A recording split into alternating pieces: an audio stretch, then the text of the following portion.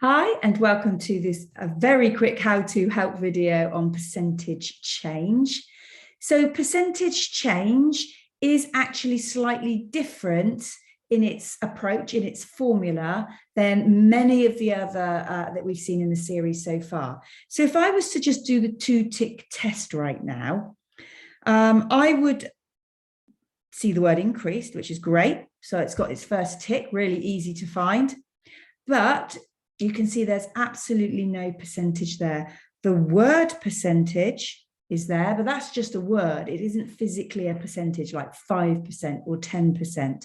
So this does not fit the 2-tick criteria. So it is not original times multiplier equals result.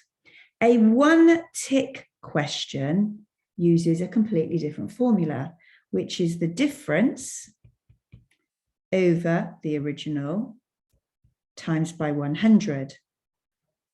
We're multiplying through by 100 because they want us to give the answer as a percentage.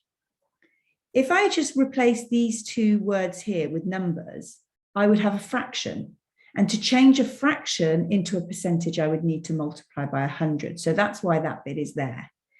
These types of questions will always have a difference, and it will either be, the story will either be alluding to an increase that's happened or a decrease, but either way, the difference is those two numbers, is the difference between those two numbers. So let's do this question. I'm going to have to work out the difference first of all. So 29832, take away 28250. That is going to give me 1582. I'm going to take that is my difference. So that goes on my numerator. The original was 28250. That's what it was before it increased. And then I times through by 100. And I will pop that in my calculator. That tells me it's 5.6. So the answer is 5.6%. So she's had an increase of 5.6%. Okay, so if you'd like to see that one more time, we have a different question here. So Aloy's height was 125 centimeters when he was age 7, and his height is 153 at 12 years old. So we've got 153, take away 125. That is going to give me 28. So that's the difference. The original height was 125, and I times that through by 100, and I'm getting 22.4. So he has grown 22.4%.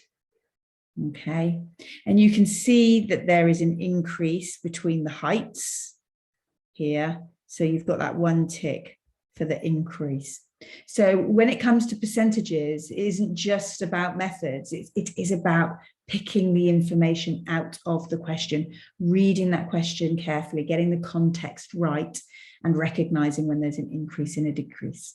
Okay, so that is percentage change.